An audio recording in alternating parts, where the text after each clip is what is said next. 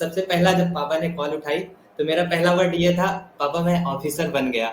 और पापा ये सुनते ही मतलब वो कुछ बोल नहीं पाए, केवल रोना स्टार्ट कर दिया। सर वो खुशी के ही आंसू थे और उनको रोता देख मैं भी सर थोड़ा सा भावुक हो गया। और बगल में मेरी माता जी भी खड़ी थी और उनको दे दिया फोन पापा ने, और पापा फोन दे के वो खुद अपने पापा को बताने चले गए, मेरे दादाजी जो है। ये नहीं है कि आपने कहीं से कोचिंग कर ली तो आपका सिलेक्शन कंफर्म हो ही जाएगा, ऐसा बिल्कुल भी नहीं होता है। सिलेक्शन सिर्फ और सिर्फ आपकी मेहनत से ही होगा। और कोचिंग का तो जैसे मैंने अभी बताया, कोचिंग का काम बस इतना ही है कि वो आपको एक गाइडेंस दे सकते हैं, आपको बता सकते हैं, सिखा सकते हैं। Yes sir. अगर आप मेहनत ही नहीं करोगे, क्योंकि मेरे पास 100 बच्चे हैं, 200 बच्चे हैं पढ़ने के लिए, तो अगर कोचिंग से ही सिलेक्शन होना तो सभी 200 बच्चों का सिलेक्शन हो जाना चाहिए था फिर। लेकिन सिलेक्शन होता है 10-20 का, 15 का, 50 का, इनका ही सिलेक्शन होता है।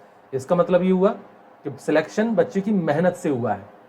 टीचर ने तो सबको एक जैसा पढ़ाया है, अब मेहनत जो बच्चा ज़्यादा करेगा उसका सिलेक्शन होगा। अब आज सब कुछ बंद है और मैं तो आज बाहर ही था, लेकिन जैसे आपको आपने बताया कि आज मिलना है तो मैंने कहा ठीक है भाई, आज ही मिलेंगे। सर आपका काम तो केवल एक रहता है, पढ़ाना पढ़ाना मुझे पढ़ाना। सिर्फ पढ़ाना ही पसंद है, बाकी का मैं बाकी की सारी चीजें छोड़ देता हूँ, क्योंकि मैं दिन भर पढ़ाने में ही इतना व्यस्त रह जाता हूँ। Yes sir. और आप सर पूरे पूरे पूरे दिल से पढ़ाते हैं, जिस वजह से सर वो चीजें टच कनेक्ट करती हैं बच्चों से। ये तो देखो, दिल से पढ़ाना ही पड़ेगा। एक टीचर का सबसे बड़ा काम ही यही है कि वो दिल से पढ़ाए। जब पहला वीडियो आपका मैं देखा था ना, तभी मुझे लग गया कि इस टीचर में कुछ खास बात है जो मैं अभी तक कहीं पाया नहीं सर। अच्छा, आप कब से देख रहे हैं मुझे? ये सारी चीजें मैं अपने दिल से कह रहा हूँ, मतलब कुछ भी इसमें मॉडिफिकेशन नहीं है या फिर मैं सर लास्ट ईयर जब मेरा सिलेक्शन वहां पे नहीं हुआ, फाइनल सिलेक्शन, तब मैंने आपको सर किसी एक दोस्त ने मेरे बताया कि ये आर्यस राजपूत सर हैं और आपका सब। उसके बाद सबसे पहले मैं यूट्यूब पे वीडियो देखा, फिर वहां पे और यूट्यूब पे सर्च किया आर्यस राजपूत चैनल, फिर उसके बाद वहां पे जो सर्च आपके वीडियोज पड़े हुए थे वहां से मैं वीडियोज देखा। फिर वहां पे मुझे जब अच्छा लगा, मुझे लगा कि मुझे इस चीज की जरूरत है, क्योंकि सर 2 बार में जब असफलता मिली तो मुझे लगा कि मेरा मेंस का ही थोड़ा सा पोर्शन कमजोर है और इसको सही करने के लिए मुझे ऐसे किसी टीचर की जरूरत है जो मुझे कॉन्सेप्ट एक बार मेरा क्लियर कर दे। और वहां से वीडियो देख के फिर मैं तुरंत सर वहां से आया और IBPS AFO का कोर्स बहुत ही मिनिमम प्राइस में भी था और मैं तुरंत ही परचेज कर लिया बिना कुछ सोचे समझे। तो आप ये कब से मतलब अपने कोर्स में जुड़े हुए हैं? सर मैं लास्ट ईयर में जुड़ा था। लास्ट ईयर मतलब अप्रैल में मेरा रिजल्ट आया था, उसके बाद मैं मार्च में मैं अपना कोर्स परचेज किया था। और पूरे साल भर में जितने भी लेक्चर आपने प्रोवाइड किए AFO कोर्स में, मैं सारे एक लेक्चर्स में देखा और उसका प्रॉपर जो है, एक बार जो नहीं समझ में आया वो 2 बार भी मैं देखा लेक्चर सारे, और वहां से मैंने कॉन्सेप्ट सारे क्लियर किए अपने। तो सारी चीजें आपको प्रॉपर समझ में आती थी ना? सर बिल्कुल। और सर हम इतना एंजॉय करते थे आपकी पढ़ाई को, मतलब आपका पढ़ाना कि मुझे सर वो 1 घंटे के लेक्चर, 45 मिनट के लेक्चर ऐसे खत्म हो जाते थे, मैं एक दिन में 2 3 लेक्चर देख लेता था। चलो, ये मुझे सबसे अच्छा लगता है कि चलो जो मैं मेहनत करता हूँ वो एटलीस्ट बच्चों तक पहुंच रही है, बच्चों को समझ में आ रहा है, और जब बच्चों को समझ में आता है तो मुझे अंदर से बहुत खुशी मिलती है फिर। Yes sir. जब से मैं सर आपका वीडियो देखा तब से मैं औरों को भी जो मेरे कांटेक्ट में थे, मैं कहा कि देखो एक होता है कि कोचिंग का नोट्स ले लो, बुक्स ले लो, वो चीजें ठीक है, वो तो लेनी ही पड़ेंगी किसी ना किसी की, क्योंकि कंपटीशन इतना ज्यादा है कि थोड़ा पढ़ने से सिलेक्शन नहीं होगा। बिल्कुल। अब तो तुम्हें उतना पढ़ना है जितना टॉप मोस्ट के, मतलब तुम मेरिट में आ जाओ। ये तो मैं भी अपने बच्चों से कहता हूँ कि देखो, जरूरी नहीं है कि एक ही जगह से, आपको जहां से ज्ञान मिल सकता है ना वहां से आप पढ़ो। Yes sir. जहां से आप सीख सकते हो, जहां से आपको नोट्स मिल सकते हैं वहां से लो, वहां से पढ़ो। और लेकिन उसमें सबसे बड़ी चीज है कि कंसेप्ट जो है वो आपके वो क्लियर, आपका जो बेस है वो क्लियर होना चाहिए हमेशा। बाकी का कंटेंट, PDF ये तो आपको बहुत सारी मिल जाएंगी, और पढ़ो भी, उनको भी पढ़ना चाहिए। Yes sir. बस सर यही था कि जैसे 2 साल में मैंने सारे कोचिंग के नोट्स जो है, एक कोचिंग का नोट्स मैंने अच्छे से पढ़ा था, तो मुझे जो है कॉन्सेप्ट क्लियर करने की जरूरत थी, और उसके लिए जब सर आपका वीडियोस में देखा तो मुझे लगा कि ये परफेक्ट जगह है जहां से मेरे कॉन्सेप्ट क्लियर होंगे और यहीं से मुझे जो है सफलता की राह, और तभी से मुझे कॉन्फिडेंस मेरा बूस्ट भी होने लगा कि अब तो मेंस अच्छा जाने लगा, और वहां से मेरे जो है मेंस के स्कोर भी इंक्रीज होना शुरू हुए। जैसे मॉक टेस्ट वगैरह में देता था तो वहां पे स्कोर में भी मुझे जैसे जो वो सिली मिस्टेक्स होते थे, क्योंकि सर मैंने अपनी तरफ से सारा कुछ किया था, तो अब मुझे चेंजेस की जरूरत थी, मुझे नई चीजों को देखना था कि कहाँ पे मैं लैग कर रहा हूँ, और एनालिसिस करके फिर मुझे लगा कि अब सही जा रहा है सब कुछ चीजें।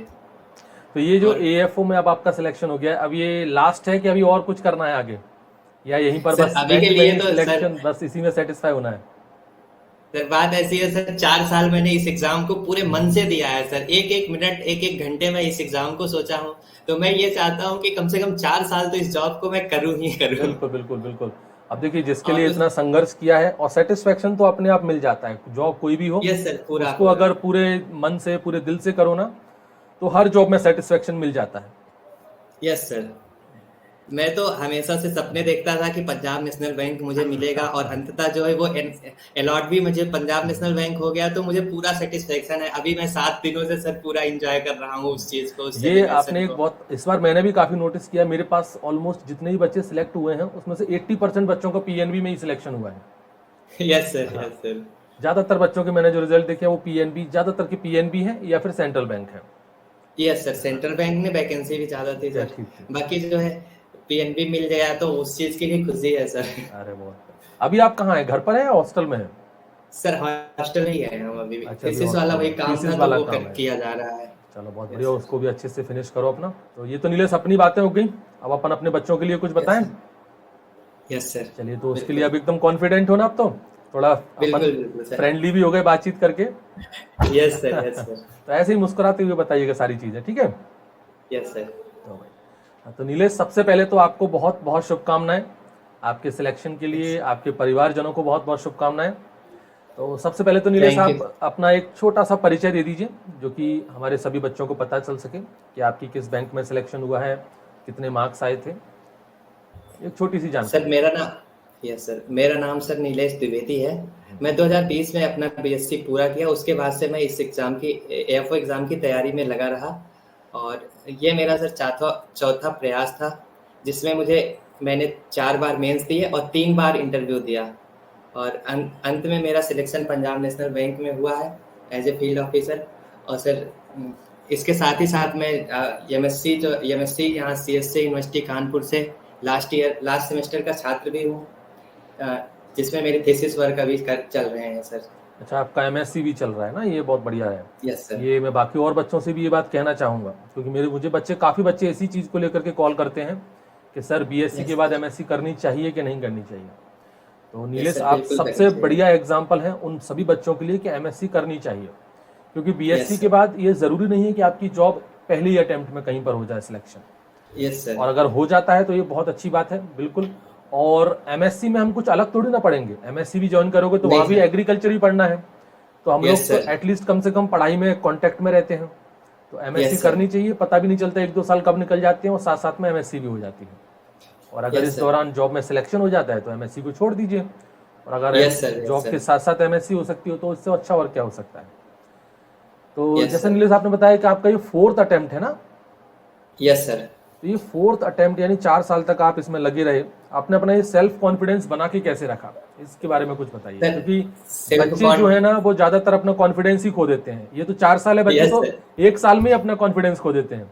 आज तैयारी करेंगे और एग्जाम के 15-20 दिन पहले अपना कॉन्फिडेंस सारा खत्म कर देंगे कि सर हमको तो कुछ भी नहीं आता, हमको तो कुछ भी नहीं पढ़ना, हमसे नहीं हो पाएगा।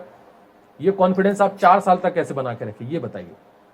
सर सबसे मेन चीज होती है सर कि अगर आप मेहनत कर रहे हैं किसी चीज के लिए और दिल से मेहनत कर रहे हैं, तो वो कॉन्फिडेंस वहीं से बूस्ट होता है, आपकी मेहनत से, आपके काम से बूस्ट होता है। और दूसरी चीज सर, अपने ऊपर जब भरोसा रहता है कि नहीं मैं मेहनत अगर मिलेगा, आज नहीं तो कल, तो सर वो चीजें मुझे मोटिवेट करती थी कि मैंने मेहनत ईमानदारी से करी है। और दूसरा सबसे बड़ा सर फैमिली का सपोर्ट होता है। अगर आपकी और मेरे परिवार में मेरे पिताजी हमेशा हर फेलियर पे ये कहते थे कि बेटा आज नहीं होगा तो कल होगा। और तीसरी चीज ये भी थी सर कि मेरे पास सर खोने के लिए कुछ भी नहीं था और पाने के लिए तो सब कुछ था सर। कि मतलब मैं किसान परिवार से आता हूँ, तो फिर पिताजी, अगर मैं पढ़ाई ना करता होता तो इससे बेहतर क्या ही करता होता सर। ये भी तो एक अपॉर्चुनिटी है जो सबको नहीं मिल पाती ना पढ़ाई की। ये आपने एक बहुत सही बात कही कि परिवार का सपोर्ट ये बहुत ज़रूरी चीज़ है। कई बच्चों को सपोर्ट नहीं मिलता, उनको घर से हमेशा कहते हैं कि सर हमको तो हमेशा ताने ही मिलते हैं, घर वाले हमेशा यही कहते हैं कब सिलेक्शन लोगे, कुछ नहीं कर पा रहे हो। तो मैं बाकी के जितने भी और बच्चे हैं उन सबके माँ बाप से भी यही कहना चाहूँगा कि थोड़ा सा धैर्य बना के रखो और बच्चों का मोटिवेशन करो। जो बात आपके पिताजी ने आपसे कही कि आज नहीं तो कल जरूर होगा, मतलब अपना दिन एक ना एक दिन जरूर आएगा, बस आप मेहनत करते रहो। और ये बात मैं भी कहता हूँ हमेशा कि मेहनत ना कभी व्यर्थ नहीं जाती। आपने आज जो मेहनत की है वो कभी ना कभी आपके काम जरूर आएगी। और अगर आप लगातार मेहनत करते जा रहे हो तो फिर वो मेहनत उसी समय काम आ जाएगी, लेकिन मेहनत काम जरूर आती है। Yes sir. वो कहते हैं ना, कर्म फल वो हमेशा मिलता ही है, आप जो करोगे उसका फल मिलेगा। आपने मेहनत की है तो उसका रिजल्ट कहीं ना कहीं आपको मिलता ही है।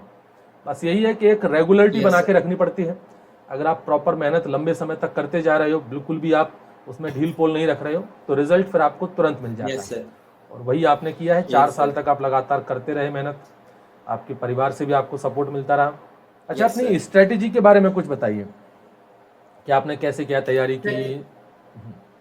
स्ट्रेटजी के लिए सर, जैसे मैं प्रीलिम्स से स्टार्ट करूंगा सर। पहले जैसे प्रीलिम्स में सर सबसे ज्यादा बच्चों को डर रहता है इंग्लिश में। तो इंग्लिश के लिए सर मेरा भी डर वैसे ही सेम ही था, क्योंकि मैं सर यूपी बोर्ड से था और हिंदी माध्यम में ही मेरी बीएससी भी हुई थी। तो मेरे लिए भी इंग्लिश एक बड़ा ऑब्स्टेकल था।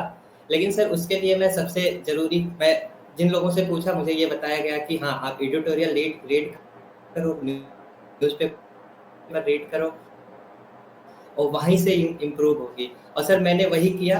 एडिटोरियल का एक वीडियो यूट्यूब पे डेली देखता था और 2 घंटे 1 घंटे में English newspaper The Hindu daily ही पढ़ता था। और इन 2 काम की वजह से सर मेरे इंग्लिश में ऐसा इम्प्रूवमेंट हुआ कि मेरे स्कोर सर 10 प्लस आने लगे हमेशा से। और मैं इसके अलावा कुछ भी नहीं किया था सर, यही 2 काम मैं किया था और मैं 2 नंबर से 10 नंबर पे पहुंच गया और कभी भी इंग्लिश की दिक्कत नहीं आई सर। और बाकी सर यूट्यूब से ही मैं मेंस प्रीलिम्स के जो जैसे मैथ्स हो गए और रीजनिंग हो गई, इन दोनों के सर सिलेक्टिव टॉपिक्स को मैं यूट्यूब पे वीडियोस देखता था और बाकी सर उसके बाद मॉक टेस्ट से मैं प्रैक्टिस किया खूब। जैसे जनरल बैंकिंग का जो भी प्रिपरेशन करवाते हैं मॉक टेस्ट, वहाँ पे मैं सर उनके कोर्स लेके वहाँ पे प्रैक्टिस खूब करता था और बाकी वीडियोस देख के उसी को बेस पे जैसे जो वहाँ पे सीखता था मैं उस चीज को मॉक टेस्ट में इम्प्लीमेंट करके धीरे धीरे इम्प्रूवमेंट किया। मतलब आपका ये कहना है कि आपने तो वहाँ से मेरा सर प्रीलिम्स का पोर्शन अच्छा हो गया। ओके, आपने मतलब प्री एग्जाम की कहीं तैयारी नहीं की है ना?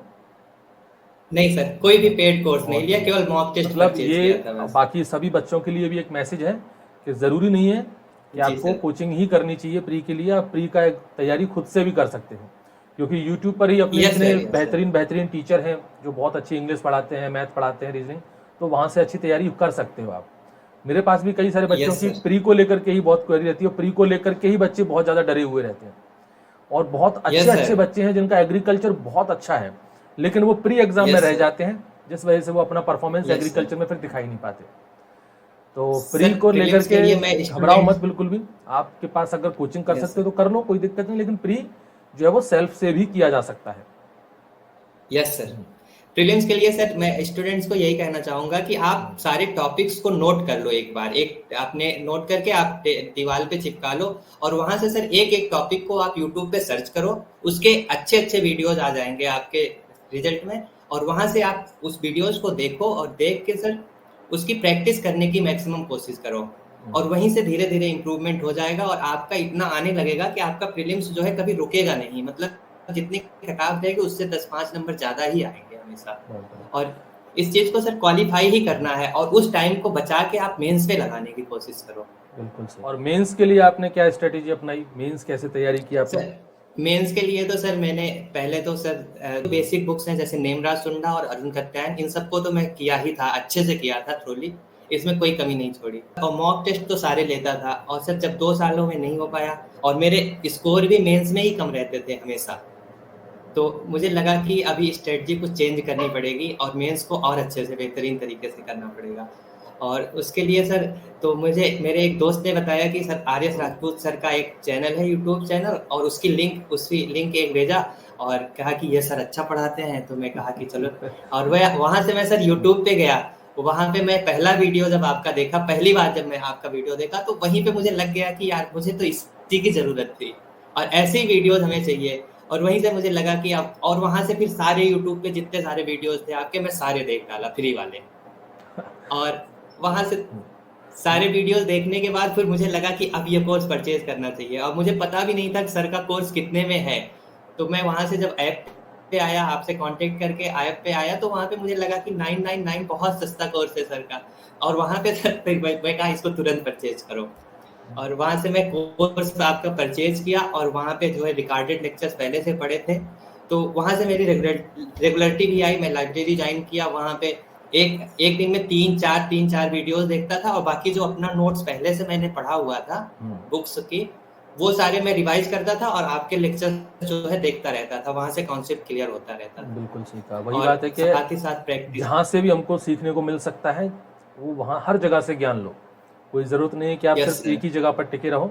जहाँ से भी सीख सकते हो, जहाँ से भी आपको नोट्स मिल सकते हैं, सभी पढ़ो। लेकिन पॉइंट वही है कि चीज़ों को हर चीज़ रटने से नहीं हो पाएगी, उसमें कहीं ना कहीं हमको अपने कंसेप्ट क्लियर करने से मुझे पढ़ते टाइम वहां से कॉन्फिडेंस आने लगा कि अब तो मुझे सही ट्रैक पे मैं आ गया हूँ, अब मेरा सिलेक्शन हो जाना चाहिए, क्योंकि वहां से मुझे कॉन्फिडेंस बढ़ने लगा मेंस के लिए। बहुत बढ़िया, ये आपका सिलेक्शन हुआ है। ये देखिए, सिलेक्शन एक टीचर का जो योगदान है वो सिर्फ यही है कि वो उसको एक दिशा दिखा सकता है कि भाई इस ट्रैक पे जाओ और इस तरीके से पढ़ो तो आपका हो जाएगा। बाकी का मैं तो हमेशा ये कहता हूँ, बच्चे का जब सिलेक्शन होता है ना, तो 99.9% जो क्रेडिट है वो बच्चे को ही मिलता है। केवल 0.1% क्रेडिट एक टीचर को जाना चाहिए, क्योंकि टीचर ने जाकर के एग्जाम नहीं दिया तो बच्चे ने ही की है, एग्जाम भी बच्चे ने ही दिया है। बस टीचर ने तो उसको सिखाया है कि एग्जाम में क्या क्या पूछ सकते हैं, किस किस तरह से आपको क्वेश्चन अटेम्प्ट करने हैं, कौन सी चीज़ क्या है, क्या उसके कंसेप्ट हैं, उसको एक्सप्लेनेशन का काम टीचर का है। तो और वैसे भी मेरी आदत है नहीं ये बिल्कुल भी कि मैं ज़्यादातर क्रेडिट अपने ऊपर लूँ, और ना ही मैं बच्चों के साथ, ये अपना पहला इंटरव्यू है इस तरह का। मैंने आज तक, अभी मेरे पास काफ़ी सारे बच्चे, लास्ट ईयर भी आपको पता होगा जो AFO के जो टॉपर थे, उनका नाम मुझे याद, क्या नाम था उनका, सदाशिव। हाँ, तो उन्होंने, हाँ बिल्कुल, तो उनका भी मेरे पास कॉल आया था रिजल्ट वाले दिन ही। उन्होंने भी मुझसे यही कहा था कि सर मेरा सिलेक्शन हो गया है, और मैंने सर अलग अलग जगहों से कोचिंग की है, लेकिन मैंने आपसे भी कोचिंग की है, और मैं सबसे ज़्यादा आपसे ही वीडियो देखता था, आपकी मैंने बहुत वीडियो देखे हैं और आपसे ही मैंने बहुत कुछ सीखा है। तो उनका भी यही सोचना था कि मतलब उनके साथ कुछ बातचीत हो, लेकिन मेरा शुरू से यही फंडा रहा है कि ठीक है, जब मेरी जो मार्केटिंग है वो मेरे बच्चे खुद ही कर देते हैं, तो मुझे मार्केटिंग करने की जरूरत ही नहीं पड़ती। अभी भी मेरे पास कई बच्चों के कॉल आते हैं, तो मैं उनसे पूछता हूँ कि आप मेरे पास ज्वाइन कर रहे हैं तो किसी के रेफरेंस से कर रहे हैं या ऐसे ही आए हैं? तो कई बच्चे कहते हैं कि सर वो लास्ट ईयर के AFO के टॉपर थे ना, उन्होंने आपका कोर्स जो है बहुत स्ट्रांगली रिकमेंड किया है कि अगर आपको कंसेप्ट क्लियर करने हैं तो राजपूत सर पे जाके ज्वाइन करो। तो सुनने में बड़ा अच्छा लगता है। तो मुझे ऐसा लगता है कि अब मुझे मार्केटिंग की जरूरत क्या है फिर, जब मेरे बच्चे ही मेरी मार्केटिंग कर रहे हैं। अब ये तो अपना आज पहला इंटरव्यू है जो शायद दूसरे बच्चों को मैं बताने वाला हूँ कि हमारी ऐसी बातचीत हुई है, आपका ऐसा सोचना है, आपकी ऐसी स्ट्रेटेजी रही है। तो कुछ और बातें बताइए जो आप अपने हमारे स्टूडेंट को बता सकते हैं, जिससे अपने स्टूडेंट्स को और थोड़ा सा। यही कहेंगे सर, जैसे आपको अगर कॉन्सेप्ट क्लियर करना हो तो वीडियो लेक्चर, सर का जो वीडियो लेक्चर है वहां से आपको पूरे कॉन्सेप्ट क्लियर हो जाएंगे। बाकी आपको और भी एफर्ट डालने पड़ेंगे, क्योंकि सर अभी के लिए थोड़ा पढ़ने से सिलेक्शन नहीं होगा। हाँ बिल्कुल, मैं ये भी मैं बताना चाहूंगा कि बच्चों को ये ना लगे कि मैं अपनी तारीफ करवा रहा हूँ। आप बिल्कुल फ्रिक्वेंटली आप ये भी बता सकते हैं कि किसी और कोचिंग से भी पढ़ना है तो वहां से भी पढ़ सकते हो, बिल्कुल आप बिल्कुल फ्री होकर के बोलिए। अच्छा। और उसके बाद भी सर मुझे कहीं ना कहीं लैक हो रहा था, कि मुझे लग रहा था कि कॉन्सेप्ट की कमी है। अभी हम तो बुक्स पढ़ लिए हैं, लेकिन सर कुछ सिली मिस्टेक्स हमारे होते रहते थे, और जिसकी वजह से मेरा स्कोर अच्छा तो होता था, लेकिन सर वो लेवल पे नहीं होता था जिसपे जो है सिलेक्शन हो सके, और वही चीजें की कमी रहती थी। और सर जब मैं आपके वीडियोस के थ्रू गया, और उसके बाद फिर सर वहां से मेरे कॉन्सेप्ट और कॉन्फिडेंस भी बिल्डअप होने लगा, स्कोर भी मॉक टेस्ट में इम्प्रूवमेंट होने लगी, तो फिर वहां से मुझे लगा कि अब सही है, अब की बार हो जाएगा। और सर जब मेंस का पेपर दे के आया तो फिर वहां पे जो है स्कोर भी अच्छा बनने लगा, तो सब भगवान के आशीर्वाद से अच्छा होता चला गया। और सर अंत में मुझे भगवान का आशीर्वाद और माँ बाप का आशीर्वाद ये कभी खाली नहीं जाता। अच्छा, मैंने आपका एक न्यूज़पेपर में एक आर्टिकल भी आपका आया था आपके सिलेक्शन को लेकर के। Yes sir. तो उसमें भी आपके स्ट्रगल के बारे में काफ़ी चीज़ें बताई हैं, आपके पिताजी के बारे में भी काफ़ी कुछ बताया है। आपके पिताजी किसान हैं? यस सर, किसान खेती करते हैं। और सर तो उनका सपोर्ट आपको हमेशा रहा है? यस सर, वो हर एक फेलियर पे सर जब मैं उनको कॉल करके बताता था कि पापा 1 अप्रैल को, हमेशा जब मैं कहता था पापा इस बार भी नहीं हो पाया, तो वो कहते थे तुमने मेहनत करी तो क्यों तुम परेशान हो, तुम्हारा अब की बार नहीं होगा, अगली बार होगा, तुम पक्का देख लेना। मतलब ऐसा उनका कॉन्फिडेंस था, और उस कॉन्फिडेंस को देख के मुझे ये लगता था कि पिताजी को मेरे इतना कॉन्फिडेंस है, मुझे तो करना ही पड़ेगा इस चीज को। और जब सिलेक्शन हुआ फिर ये बात आपने उनको बताई तो उनको कैसा लगा?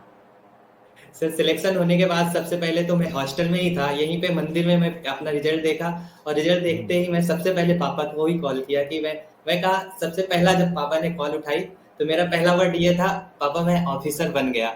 और पापा ये सुनते ही मतलब वो कुछ बोल नहीं पाए, केवल रोना स्टार्ट कर दिया सर। वो खुशी के ही आंसू थे और उनको रोता देख मैं भी सर थोड़ा सा भावुक हो गया। और बगल में मेरी माताजी भी खड़ी थी और उनको दे दिया फोन पापा ने, और पापा फोन दे के खुद अपने पापा को बताने चले गए, मेरे दादाजी जो है।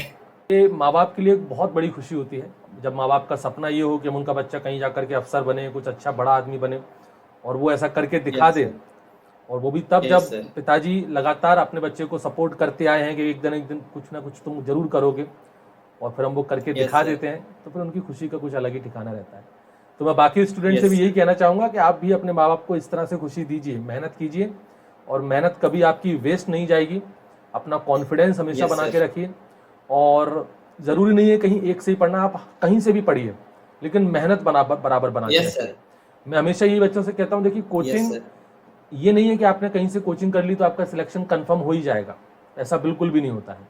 सिलेक्शन सिर्फ और सिर्फ आपकी मेहनत से ही होगा।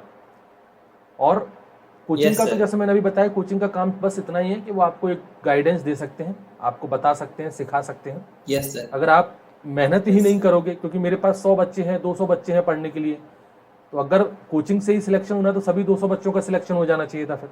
लेकिन सिलेक्शन होता है 10-20 का, 15 का, 50 का, इनका ही सिलेक्शन होता है। इसका मतलब ये हुआ कि सिलेक्शन बच्चे की मेहनत से हुआ है। टीचर ने तो सबको एक जैसा पढ़ाया है, अब मेहनत जो बच्चा ज़्यादा करेगा उसका सिलेक्शन होगा। तो हमेशा अपनी मेहनत पर विश्वास रखिए, आपका सिलेक्शन जरूर होगा। किसी भी एग्जाम की आप तैयारी कर रहे हैं उसमें सिलेक्शन होगा। और कॉन्फिडेंस कभी मत हारिए, अपना कॉन्फिडेंस हमेशा बना करके रखिए। सारी चीज़ों का एक कंबाइंड इफेक्ट, सिलेक्शन जो होता है वो हमेशा एक कंबाइंड इफेक्ट से होता है।